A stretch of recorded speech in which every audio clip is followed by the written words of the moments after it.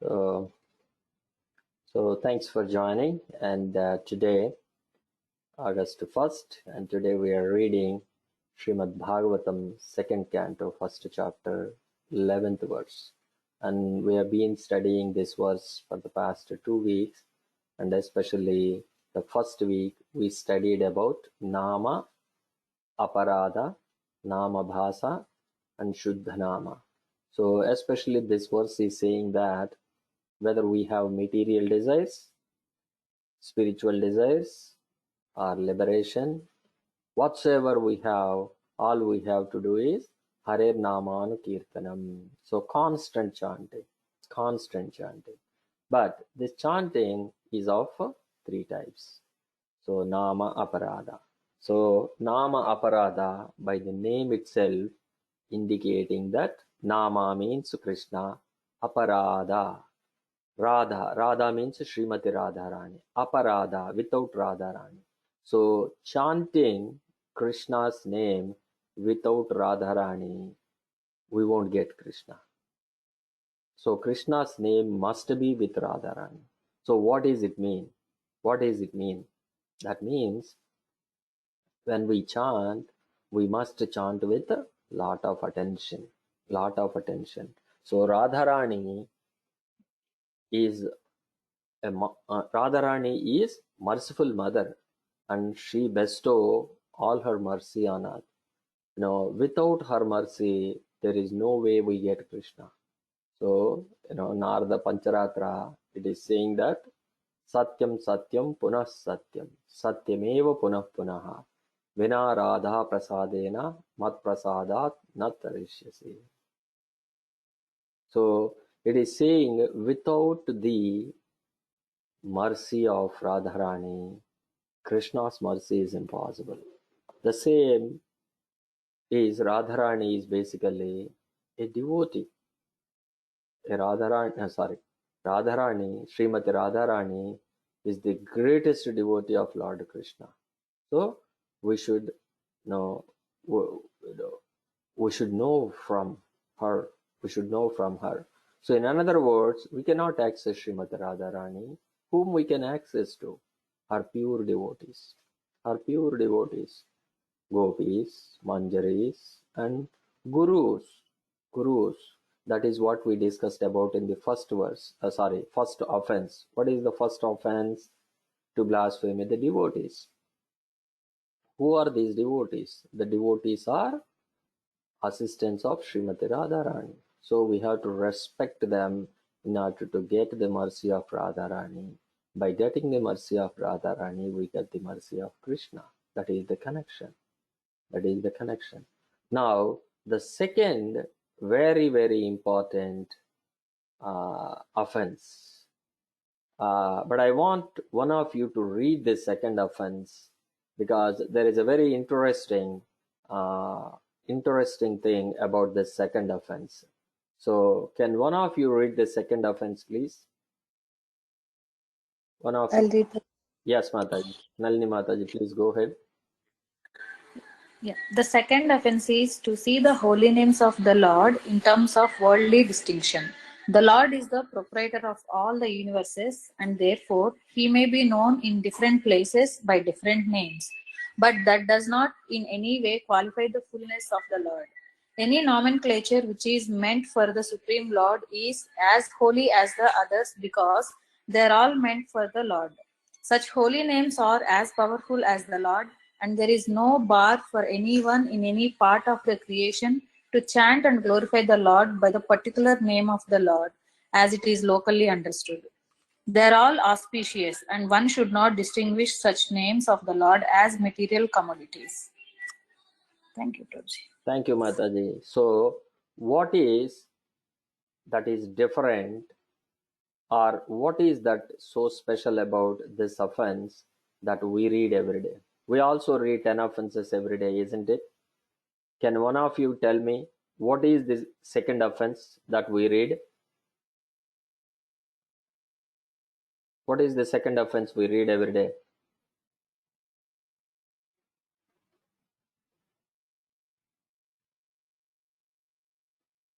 None of you don't remember? Like to not consider the names of the Lord as equal to Brahma or Lord Shiva. Can one of you open and read it, please?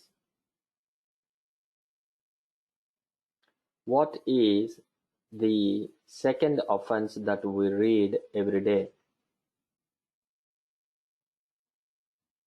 from ISKCON? Especially you have a temple book or you have other books, it is there. So if you go here, 10 offenses of the holy name.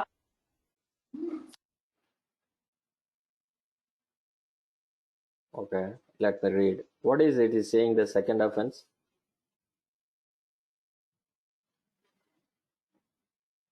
Can you see the screen and read, one of you?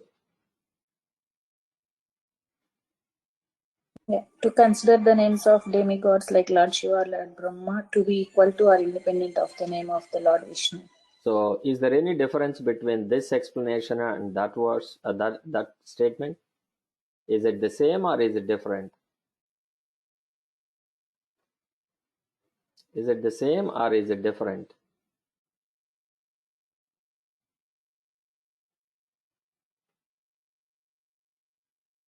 Are they both sounds like the same? Yes, Prabhuji. Here it says that we shouldn't distinguish between Lord Brahma, Lord Shiva's name with Vishnu.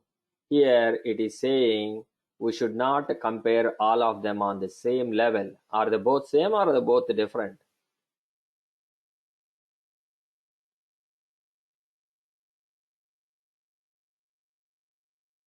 Are they both same or are they both different?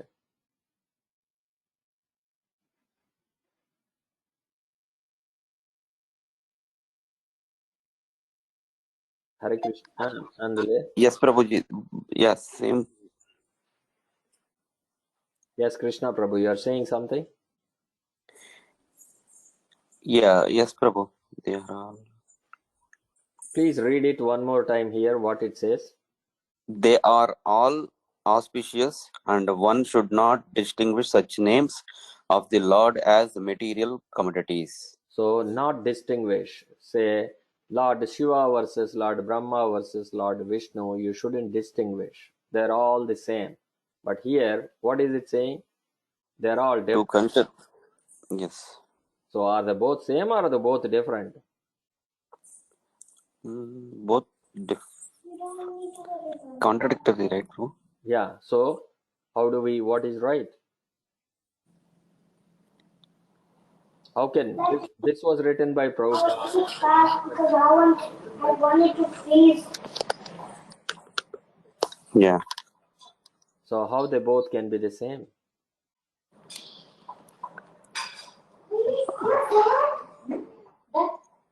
Any comments from anyone? Who is scholar one? May I know who just joined scholar one? Maybe like Prabhu, so Sandeep Prabhu, Dandavat Pranam. Yeah. Yes, Krishna Prabhu.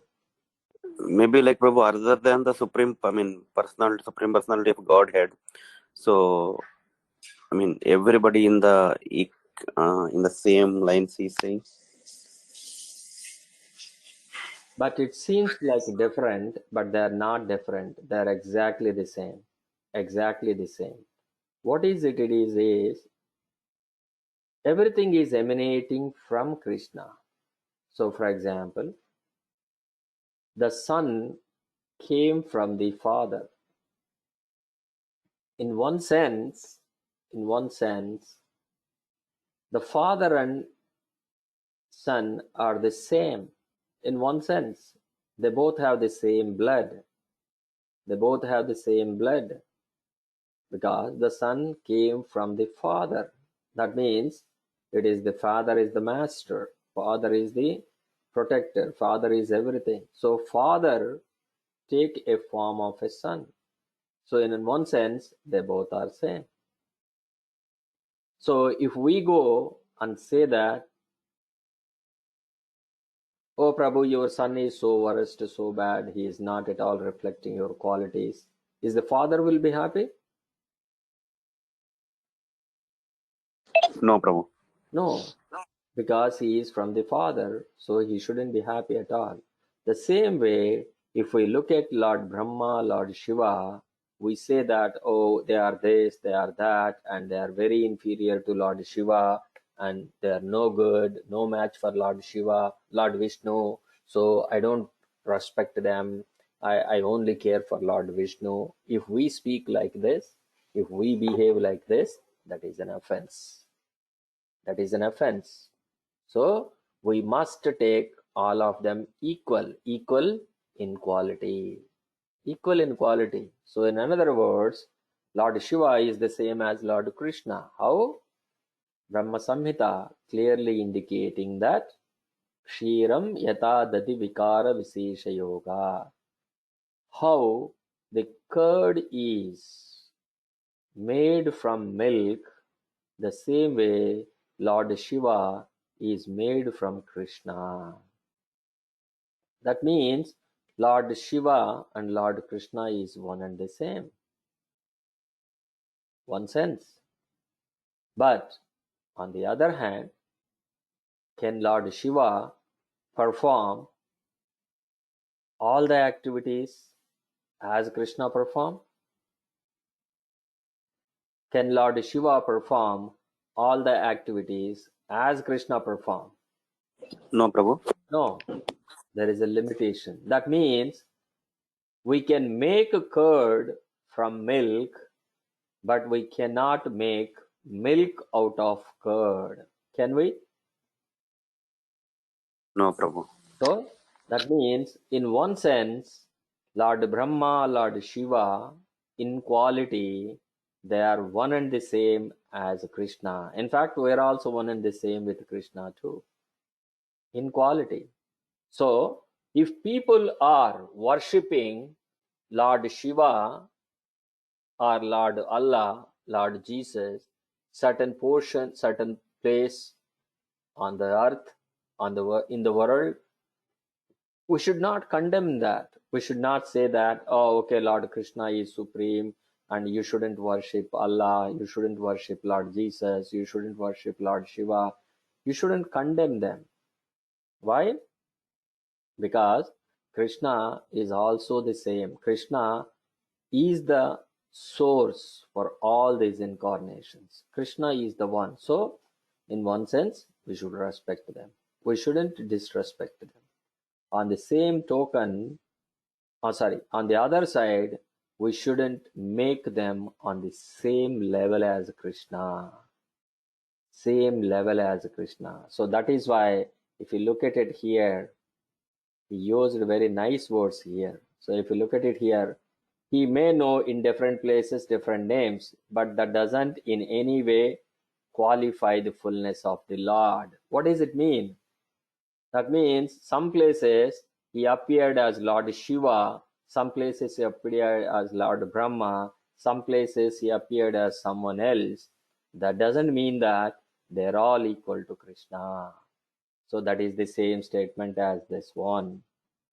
This is the statement. So this is second offense, in fact, has both. What does it mean?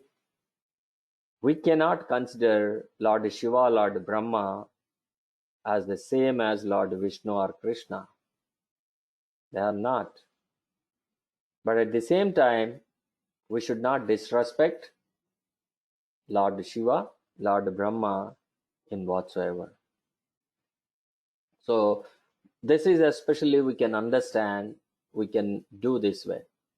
I don't know, have anyone experienced this one? For example, you are working in an office as a manager. Okay? You are working in an office as a manager. And there is an employee of yours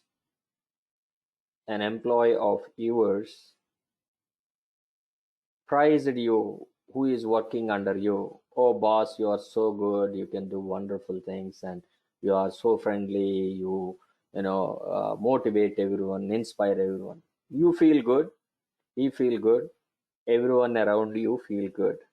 Now your top boss the company CEO has come, but the employee who is working under you don't know the CEO, or he may not know the CEO.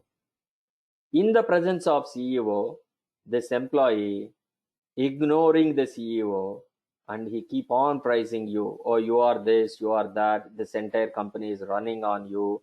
Without your intelligence, this company will collapse. This company will crumble down. This and that. So many things he is blabbering. How do you feel? How do you feel? Do you feel happy? No, Prabhuji. Why are you not feeling happy? Even though we are happy, so I mean internally, but um, our boss is not happy. Because of that, he may do any reaction, right? So we need to understand it is not only that. Think of this way.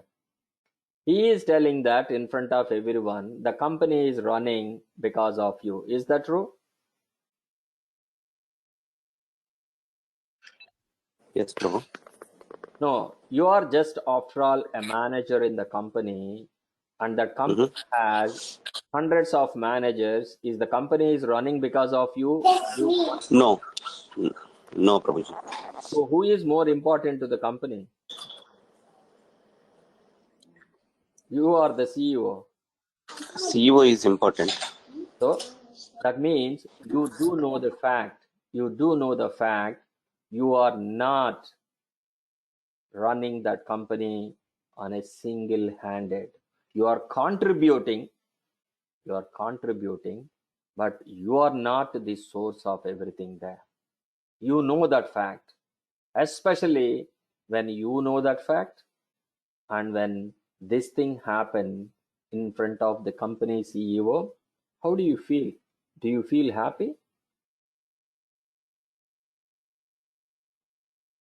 What is the real reaction? If this is something happen in real scenario, what will happen? Will feel embarrassed. Correct. That is the right emotion. Feel embarrassed. Why? Because whatever the other person is speaking about us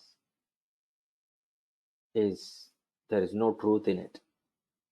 A little bit of truth in it, and the rest of all is a lie, or is just called mukastuti, just saying to please us. Other than that, there is no fact. Because I am one of the hundreds of managers in the company. So what I can do, I cannot change the direction of the company at all. All I can do is my portion. So this is exactly how a demigod prized in front of the Supreme Lord feels like. So if we worship Lord Shiva and Lord Krishna on the same platform as the both are equals, this is how Lord Shiva feels. Lord Shiva won't be happy at all. Lord Shiva won't be happy at all. For that matter, Mother Durga too. In front of Krishna, if we praise Lord Brahma, Lord Shiva, Mother Durga, or Lord Indra, Chandra, Surya, anyone, they all feel embraced. Because all their energy is coming from the Supreme Lord, who all the prizes should go to. That is why it is very, very important to consider or to know the hierarchy. One sense, there is no hierarchy because it is the same Lord. It is the same Lord. But at the same time, we should know the difference. We should know the difference. Because when we are in the middle of somewhere, we should know what our Father is. For example, our Father is a Supreme Judge, Supreme Court Judge, right? Assume that Supreme Court Judge. At home, we may call our Father whatever the names, friendly names, this name, that name. Even we can ride on top of him as a horsey back or piggyback or whatever it is. We can do all that. But can we do the same thing when he is in the court? So it is the same dad, same person, but it is different. So we should really understand how, Mother Durga, Lord Shiva, Lord Brahma, how they are not on the same platform as Vishnu. So that is why don't get confused by reading this offense. This offense is clearly saying do not make any distinction. Even if you are familiar with the Sanskrit, what is it is saying? Sivasya Sri Vishnur Yaiha Gunanamadi Sakalam Diya Bhinnam Pasyet Sa Khalu Hari Nama Ahita. Ahita. So it is clearly indicating that distinguishing between Lord Brahma and Lord Shiva is not correct. But that doesn't mean that I can worship Lord Brahma and Lord Shiva on the same platform. That is not what it is saying here. So this is how we need to carefully read when we read it. Okay? So that is the reason why Prabhupada, instead of explaining all these things, when he gave these 10 offenses, he said, considering Lord Brahma, Lord Shiva to be equal to or independent of Lord Vishnu is an offense. This is the second offense. Now the third offense. The third offense is to neglect the orders of the authorized acharyas or spiritual masters. This is the grave mistake, and this is one mistake. We don't really realize it. We don't really take it seriously, isn't it? We consider it is okay, our Guru Maharaj said, and this and that, and so many excuses we give it. Why? Because, for example, myself, my Guru Maharaj clearly said, without fail, without get up Brahma Muhurta. I'm struggling to get up even still now. Some days yes, some days no, some days half an hour here and there or something. So, whatever it is, that means there is no Chitta Suddhi. That means basically I'm not taking it seriously. I'm not taking it seriously. Now, there's a beautiful, beautiful stories, hundreds of stories there about this Acharya or the master student relationship. How it should be. How it should be. It's a great one. A simple example. If you are familiar with Bhagavatam, you know the battle or the war between Devatas and Asuras. All the time, Devatas win, Asuras lose. Right? This is the common thing. But one time, the story reversed. This is where the Leela of Vamanadev had happened. So, before the Leela of Vamanadev happened, two things had happened. What happened? Lord Indra, who defeated Bali, and he puffed up with his name and fame, and he disrespected, neglected his spiritual master. Who is the spiritual master of Indra? Anyone know? Who is the spiritual master of Lord Indra?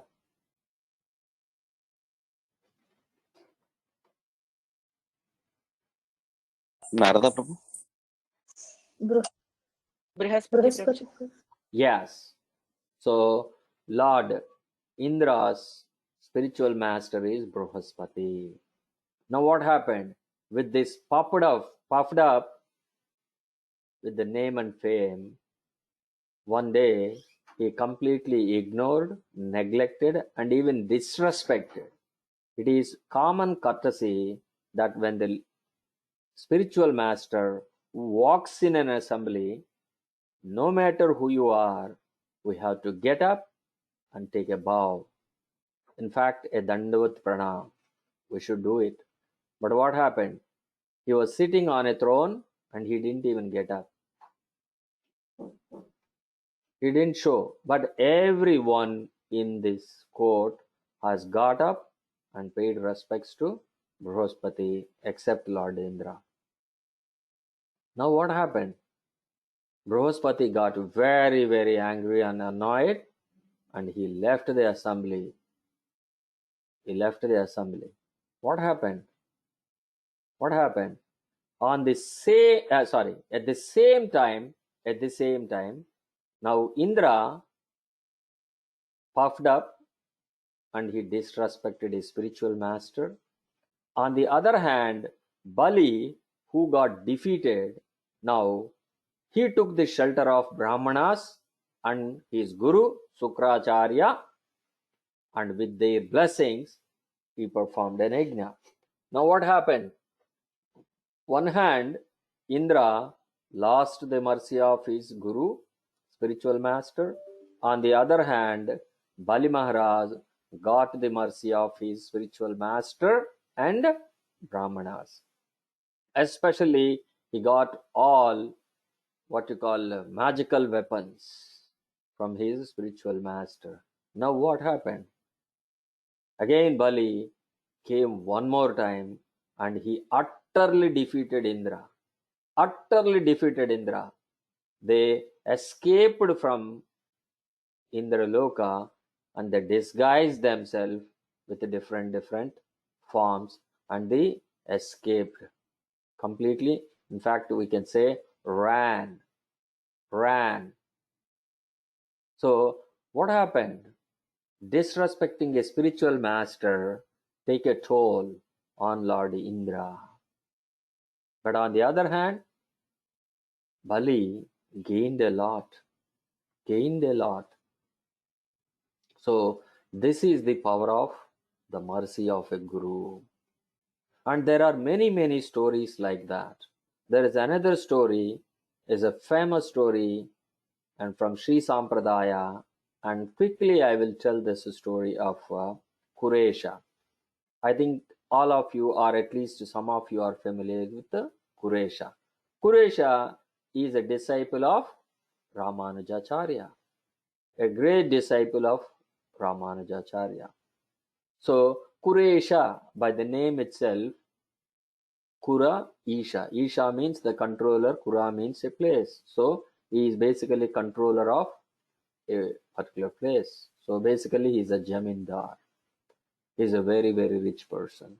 Just to give an idea, he is so rich, he has 365 rooms, and if he sleeps in every room, the next time he sleeps in the same room, he has to wait for 1 more year. That much rich. So what he does? Every day morning, he lives very close to Varadaraj temple. Okay? He lives close to Varadaraj temple. This is Kanchipur. So he lives in Varadaraj temple close to 10 kilometers, 50 kilometers. And his house have a very big gate. Very big gate with a lot of bells in it. Why do these bells are required? When they open the bell, when the sun rises, this is an indication to the entire world that the charity began.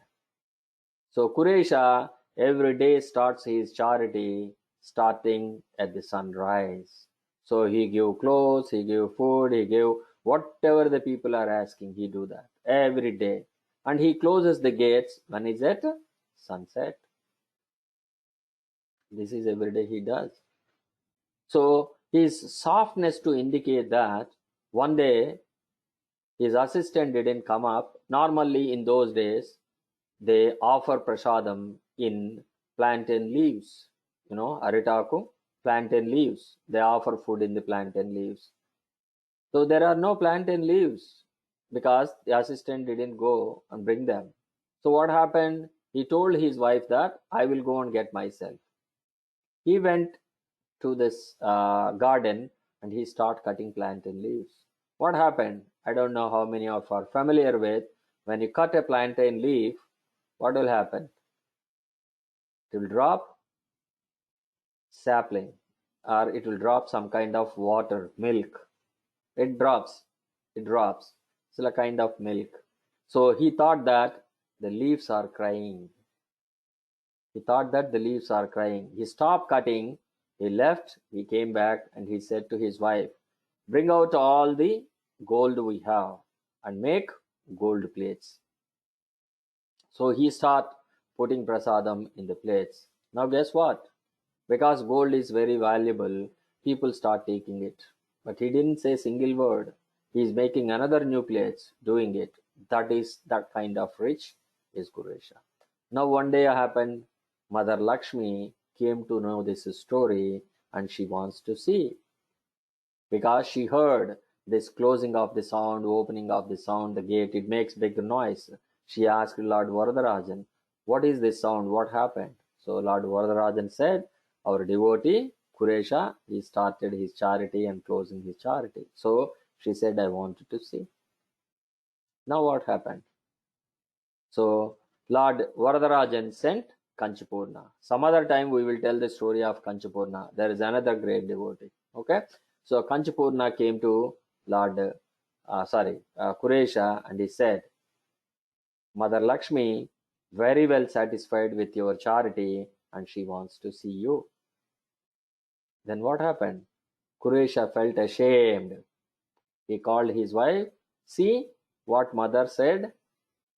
Mother said, "She impressed by my charity, but she is not impressed my devotion.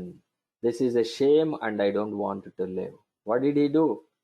He gave up all his assets completely, charity, and he started walking towards, because this mistake had happened, because I don't have a guru. I don't have proper guru. Now I have to find a guru. Who is the suitable guru at the time? Ramanujacharya. Where he is living? He is living in Sri Rangam. So he started walking towards Sri Rangam with his wife, leaving everything behind. Now he took the shelter of Sri Ramanujacharya. There are many stories, goes on like this. I will quickly run this last story. Many stories goes like this. One time there is a king, a Chola king. I think Tunga. I forgot his name. He starts with the Tungabhadra, something like that. Okay, whatever the king. The king is basically, he is not happy with the Ramanujacharya propaganding about Vishnu, because this king is more of a savate. He is more of a Lord Shiva's fan or Lord Shiva's devotee. So what happened? So he ordered the soldiers to capture Ramanujacharya, bring him here. So slowly this news are well spread. Then what happened? Kuresha came to know that one. So what he said, he went to his guru. His guru is taking a bath. So he told his guru, "You are very much needed to propagate this Vaishnava, what is that? Visishtadvaita, or this philosophy of, Visishtadvaita.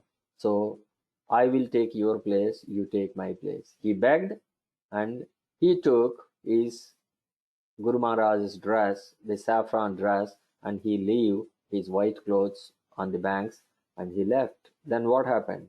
The soldiers captured him, thinking that as Ramanujacharya. Now they take him to the court, and when they take him to the court, what happened? Everyone almost believed that he is the Ramanujacharya, except Kuresha has a disciple called Chaturam. I think there is one guy called his, yeah. He recognized Kuresha.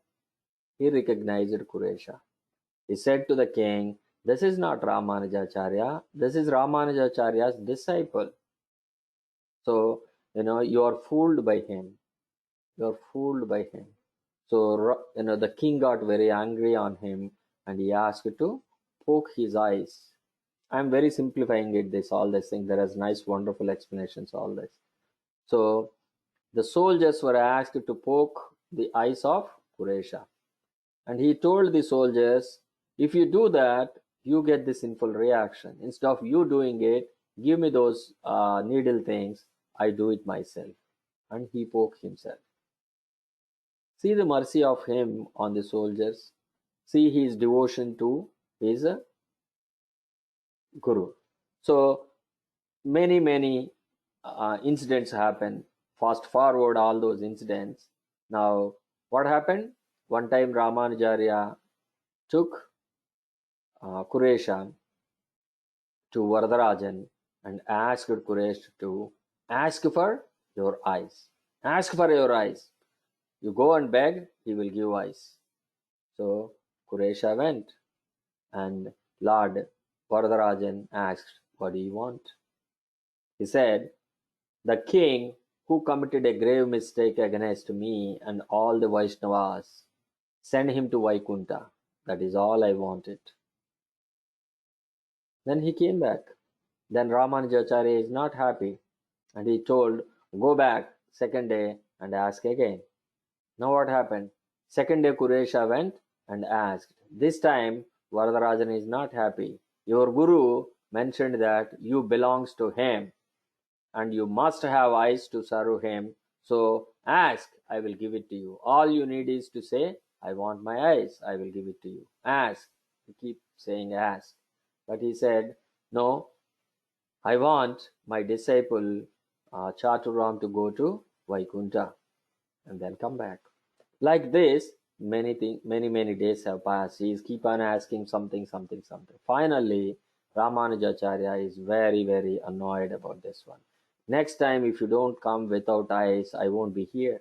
So it is a serious ultimatum. So he went there. So he said, you heard about your guru, what he wants. Now you just ask. And what Kuresha asked? I want the eyes, but I want the eyes to see only you and my guru, nothing else. I do not want to see anything else at all with these eyes other than you and my Guru Maharaj. So he came back and he said to Ramanujacharya, yes, I got my eyes.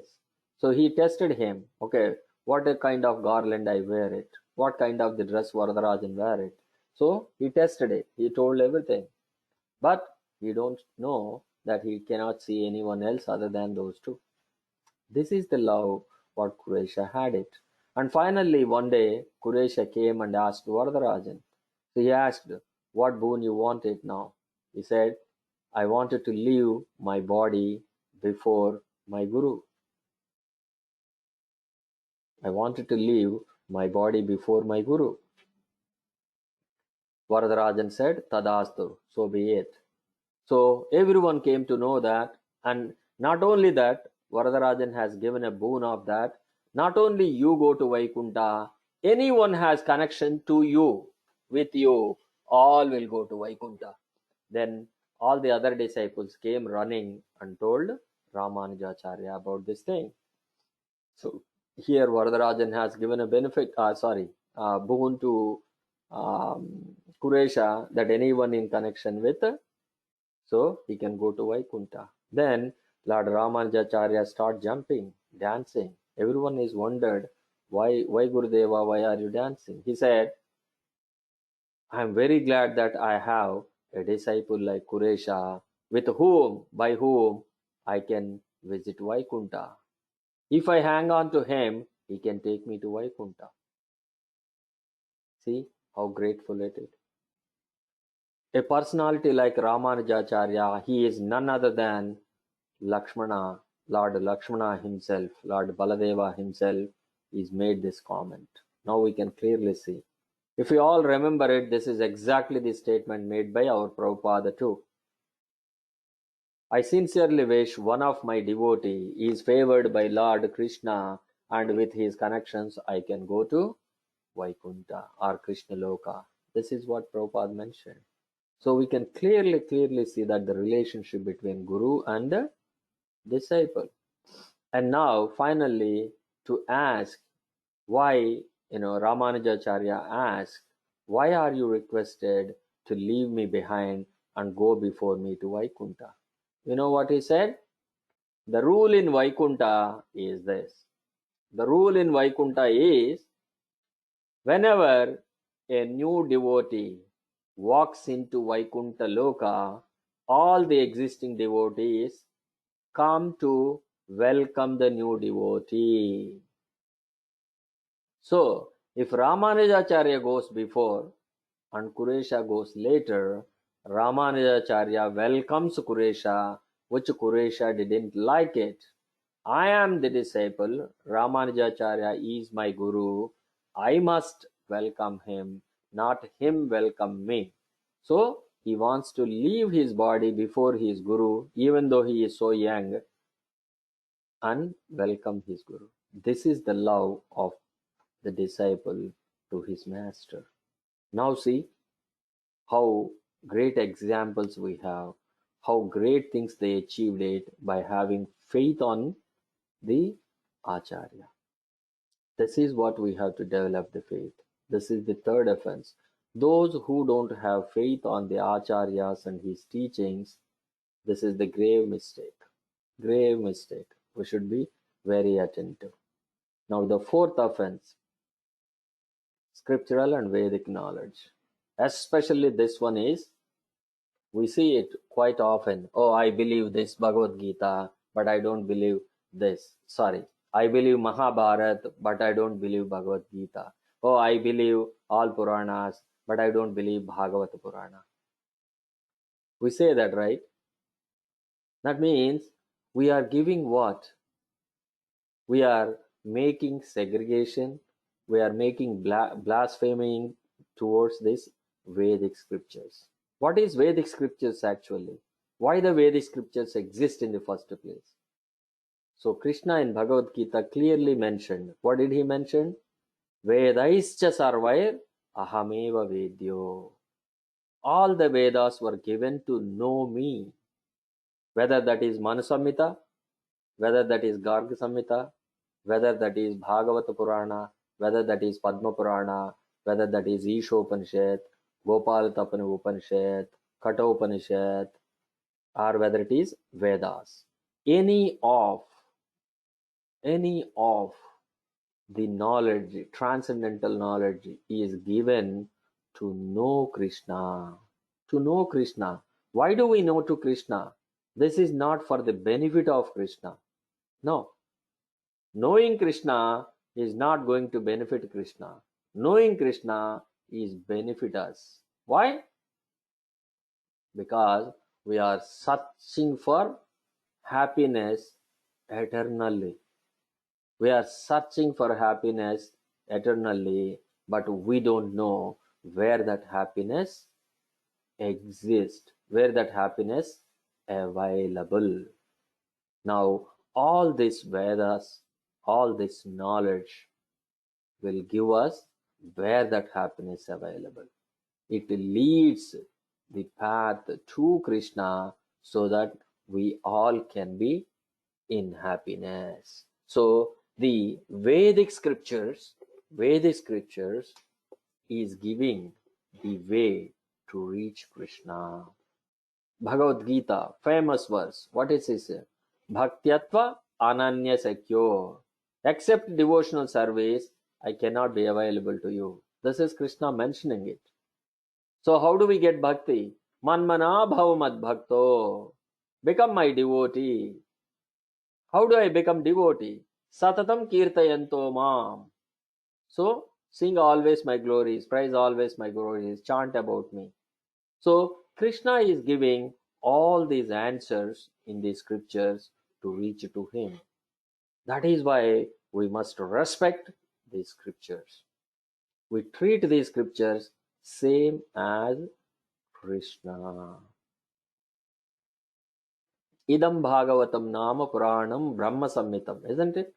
The literary incarnation of Krishna is nothing but Bhagavatam. The same goes with Bhagavad Gita too, isn't it? Bhagavad Gita is spoken by Krishna himself. So any words coming out of the mouth of Krishna is the same as Krishna himself. Krishna's words as powerful as Krishna. Our words may not be powerful, but Krishna's words are powerful. I promise something, I may not deliver that promise, but Krishna promised something, he will 100% delivers it. That is the difference between me and Krishna, isn't it? So, so for that reason, this Vedic knowledge we must treat in utmost respect. We shouldn't give some mundane interpretations, whatever I feel it like, oh, this is all abstract.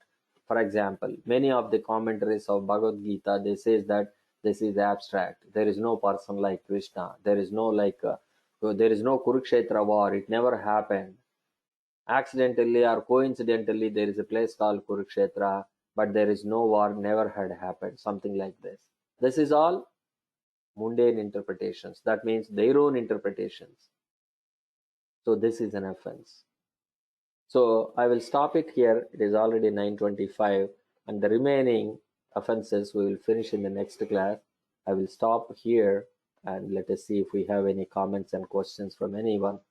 So I see Srimati Mataji and Nayanar Prabhu and Sandeep Prabhu, and so please open up your mics and you can say any comments or questions.